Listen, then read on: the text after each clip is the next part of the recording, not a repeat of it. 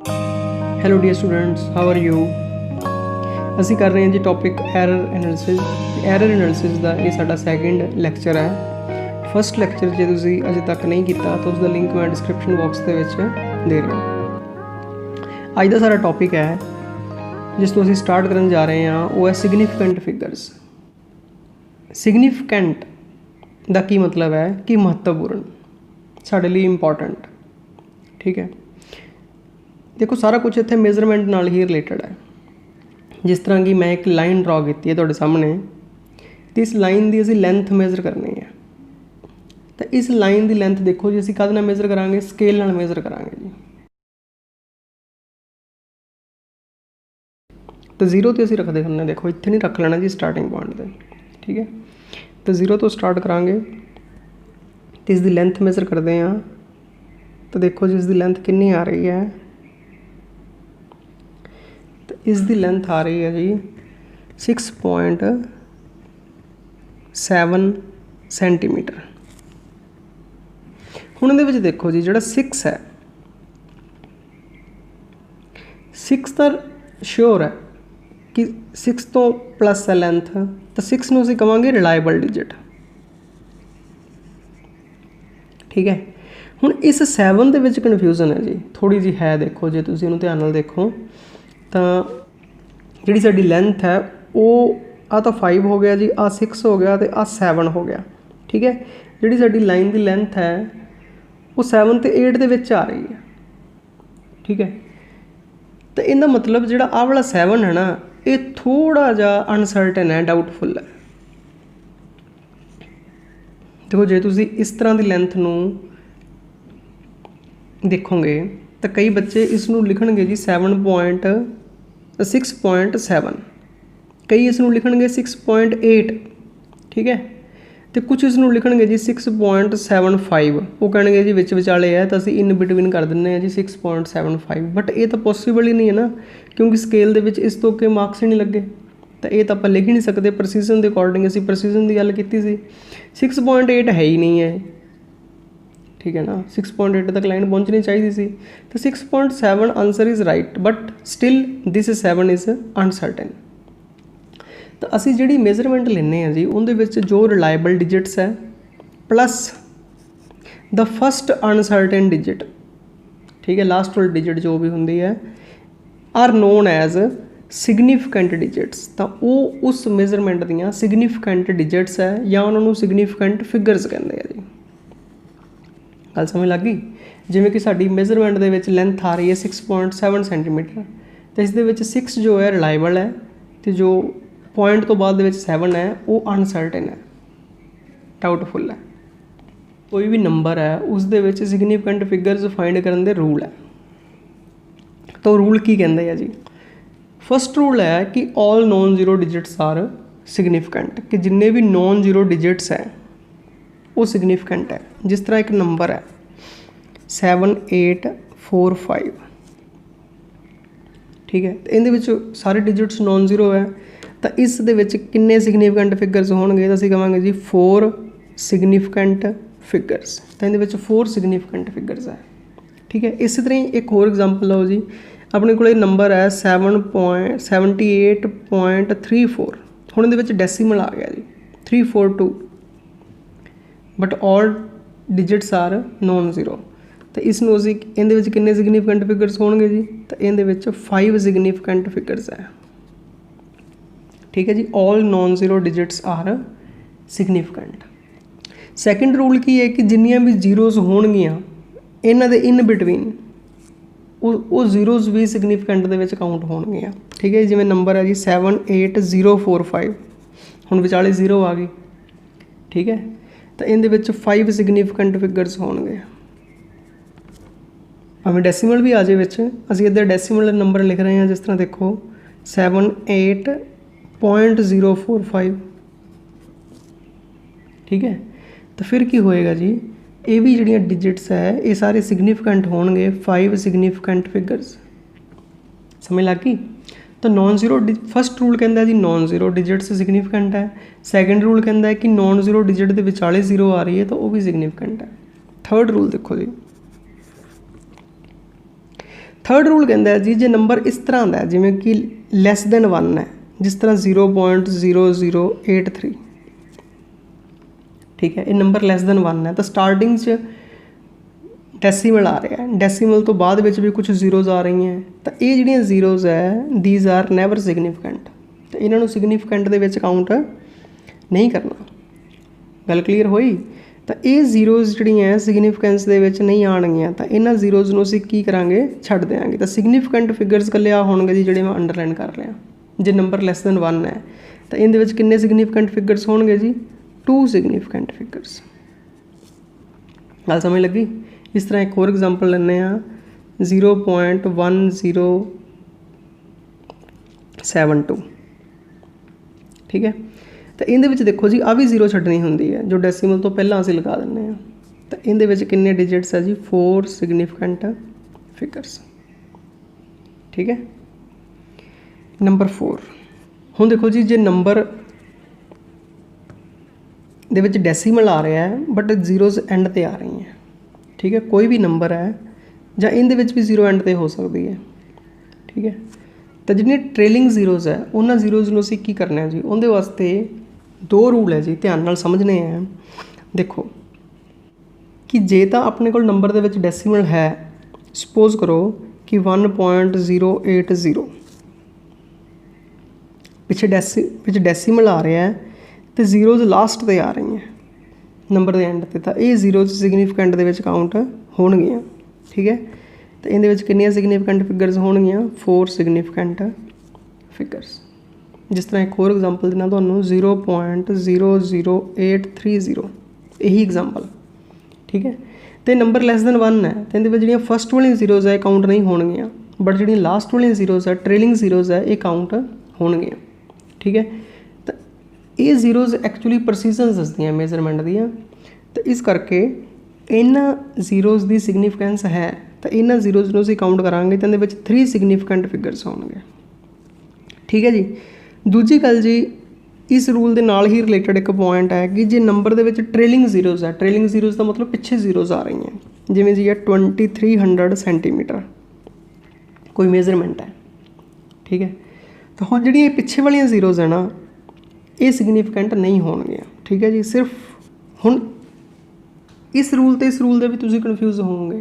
तुसीं देखो जी इहदे विच भी पिछे जीरोज़ आ रही हैं तो इहदे विच डेसीमल नहीं है, याद रखना है। जे नंबर दे विच डेसीमल नहीं है तो ट्रेलिंग जीरोज़ है, पिछे जीरोज़ है तो काउंट नहीं होणगियां। तो इहदे विच कितनियां सिग्निफिकेंट फिगरस होणगियां जी? 2 सिग्निफिकेंट फिगरस, ठीक है जी। इस तरह 4000 है तो इहदे विच कितनियां सिग्निफिकेंट फिगरस है? 1 सिग्निफिकेंट फिगरस। तो इन्हां दोनों रूल्स नूं तुसीं ध्यान दे नाल समझना है। एक होर पॉइंट याद रखना है जी तुसीं, जदों असीं यूनिट्स चेंज करते हैं तो उनके नाल सिग्निफिकेंट फिगरस नूं फर्क नहीं पैंदा, ठीक है। तो सिग्निफिकेंट फिगरस चेंज नहीं होणगियां, जिवें असीं लिखते हैं जी 2300 सेंटीमीटर, तो इहदे विच कितनियां सिग्निफिकेंट फिगरस है जी? इहदे विच 2 सिग्निफिकेंट फिगरस है। तो जे असीं इसनूं मीटर दे विच कन्वर्ट कर दिंदे आ तो इहनूं 100 नाल डिवाइड करना पऊगा ना, तो पिछलियां जीरोज़ कट्टियां जाणगियां तो बन जाएगा 23 मीटर। तो इहदे विच भी देखो जी 2 सिग्निफिकेंट फिगरस है, ठीक है। या असीं इसनूं मिलीमीटर दे विच कन्वर्ट कर दिंदे आ तो सेंटीमीटर दे विच 10 मिलीमीटर हुंदे आ, इहनूं 10 नाल मल्टीप्लाई कर लो या इहनूं 1000 नाल कर लो तो ये बन जाएगा जी 23,000 मिलीमीटर। तो पिछलियां जीरोज़ तो आपां छड्डणीआं ही आ जी, तो इहदे विच भी 2 सिग्निफिकेंट फिगरस है। तो देखो यूनिट्स चेंज करन दे नाल सिग्निफिकेंट फिगरस चेंज नहीं होणगे। तो ये कुछ सिग्निफिकेंट फिगरस फाइंड करन दे रूल है जिहड़े कि तुहानूं पता होने चाहिए। कोई नंबर देख के तुसीं सिग्निफिकेंट फिगरस जिहड़ियां वो फाइंड कर लो, ठीक है जी। तो बहुत बार ये होंदा है कि सानूं सिग्निफिकेंट फिगरस दे विच पिछे जीरोज़ आ रही हैं, कई बारी होंदा जी ये पिछली जीरो का की सिग्निफिकेंस है जी, कई बारी असीं इसनूं छड्डण की कोशिश करते हैं, असीं लिखदे 1.08 क्योंकि पिछली जीरो की वैसे भी आपां दसदे जी कोई वैल्यू नहीं है। तो इसलिए बैटर है कि जिहड़ियां साडियां रीडिंग्स है उन्होंने असीं साइंटिफिक नोटेशन दे विच एक्सप्रैस करिए। साइंटिफिक नोटेशन की है? साइंटिफिक नोटेशन है कि नंबर नूं असीं इस तरह एक्सप्रैस करना a × 10⁻⁵ ठीक है। तो a कोई नंबर है उन्होंने 10 दे नाल मल्टीप्लाई करके b उसकी पावर रेज कर दिओ तो 10 ਦੀਆਂ ਪਾਵਰਸ ਸਿਗਨੀਫੀਕੈਂਟ ਦੇ ਵਿੱਚ ਨਹੀਂ ਆਉਂਦੀਆਂ, ठीक है। 10 ਦੀਆਂ ਪਾਵਰਸ ਆਰਡਰ ਦੱਸਦੀਆਂ ਉਸ ਮੇਜ਼ਰਮੈਂਟ ਦਾ। जो ए है, जो नंबर है उसके अगे, ठीक है, वो सानू की दसेगा सिगनीफिकेंट फिगर्स, उनके विच जिन्नियां सिगनीफिकेंट फिगर्स होणगियां। तो जिस तरह 2300 सेंटीमीटर है, फॉर एग्जाम्पल 2300 सेंटीमीटर, तो असीं इसनूं इदां लिख सकते हैं जी 2.3 मल्टीप्लाइड बाय 10⁻³ तो हुण 10⁻³ इनू असीं काउंट नहीं करना, बट 2.3 दे विच कितनियां सिगनीफिकेंट फिगर्स है, 2 सिगनीफिकेंट फिगर्स, ठीक है जी। तो बैटर है कि नंबरस नूं तुसीं साइंटिफिक नोटेशन दे विच एक्सप्रैस करो तो ईजी हो जाएगा सिगनीफिकेंट फिगर्स का काम, ठीक है जी। नैक्सट टॉपिक की आपां गल करनी है जी राउंड ऑफ। राउंड ऑफ का मतलब होंदा है जी कि साडे कोले कोई कैलकुलेशन दे विच बहुत लेंथी नंबर बन गया तो असीं उसनूं थोड़ा जिहा शॉर्ट करना चाहुंदे हैं। जिस तरह असीं देखते हैं कि कैलकुलेटर के उपर असीं मल्टीप्लीकेशन करते हैं कि 4.789 नूं किसी नंबर नाल मल्टीप्लाई कर दो जी 3.684 नाल, तो सारी कैलकुलेटर की स्क्रीन भर जाती है। असीं की करते हैं जी, असीं उहदे विचों आपदी सुविधा अनुसार जो डेसीमल तो बाद विच 2 या 3 पॉइंट चक लैंदे आ, तो बाद विच बाकी चीज़ां नूं असीं की करते हैं छड्ड ही दिंदे आ, ठीक है। तो वो छड्डना नहीं हुंदा गा, बैटर है कि असीं उसनूं प्रॉपर वे दे नाल राउंड ऑफ करिए, ठीक है। तो सपोज करो जी साढ़े कोल एक नंबर है, वो नंबर है जी 23.438 जिंदे विच डेसीमल तो बाद विच 3 डिजिट्स आ रहे हैं। सानू जिहड़ी मेजरमेंट चाहिए है वो डेसीमल तो बाद 2 डिजिट्स तक ही चाहिए है, तो तीजा डिजिट असीं छड्डांगे जी, समझ लग गई। उसनूं की करांगे राउंड ऑफ, ठीक है। तो सानू सिर्फ 4 डिजिट चाहिए, तो हुण ये नहीं असीं फस्ट 4 डिजिट लिख लांगे, असीं लास्ट वाला डिजिट देखांगे कि वो डिजिट की कहंदा है जी। तो असीं की करांगे जी, जदों असीं छड्ड रहे हैं 8 नूं, जिहड़े डिजिट नूं छड्ड रहे हैं असीं उस डिजिट नूं देखना है जी वो डिजिट कितना है।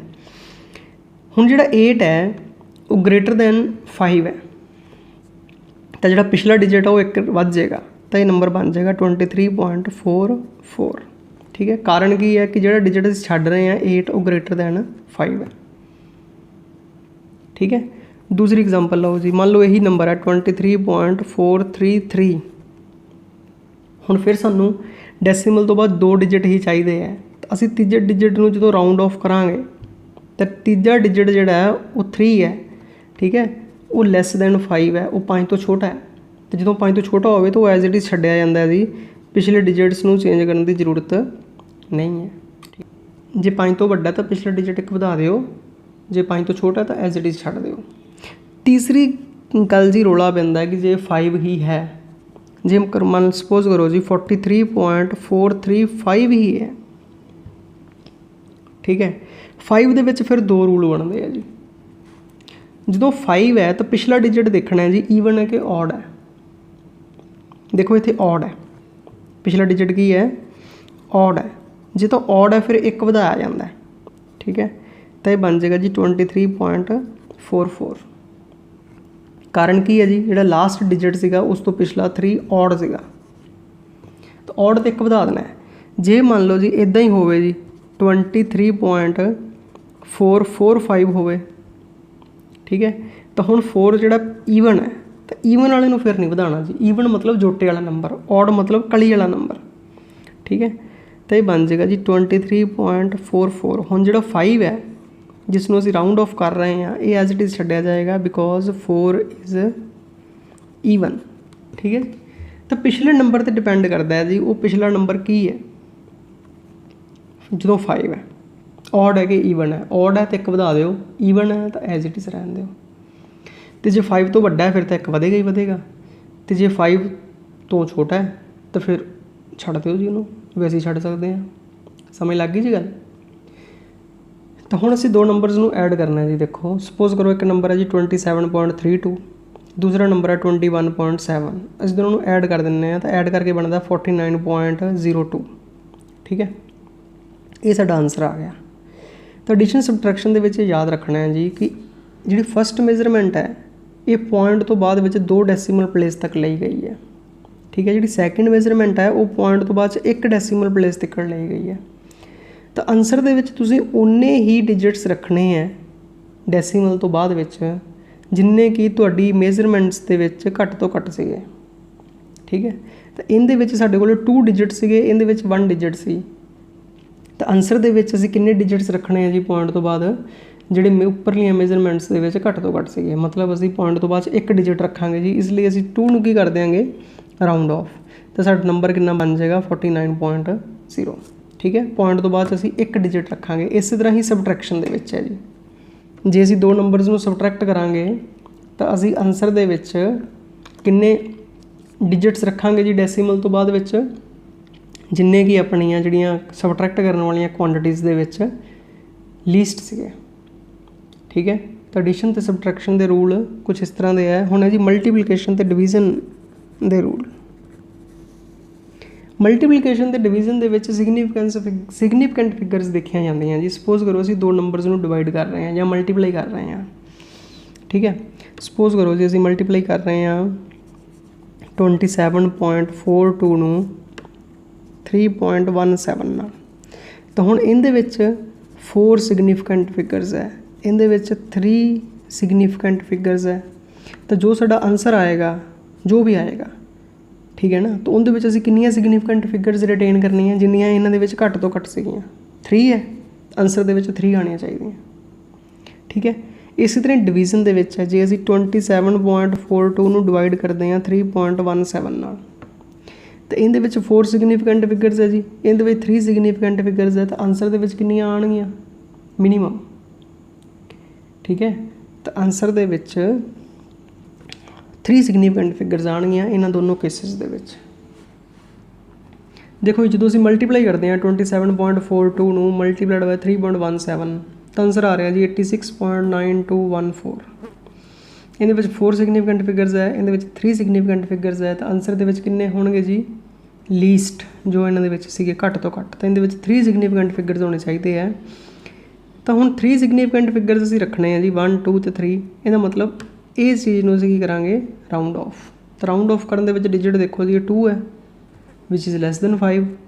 तो आंसर कितना आ जाएगा जी 86.9, ठीक है। तो इहदे विच किन्ने सिग्नीफिकेंट फिगर्स है जी 3 सिग्नीफिकेंट फिगर्स असीं रिटेन कर ले।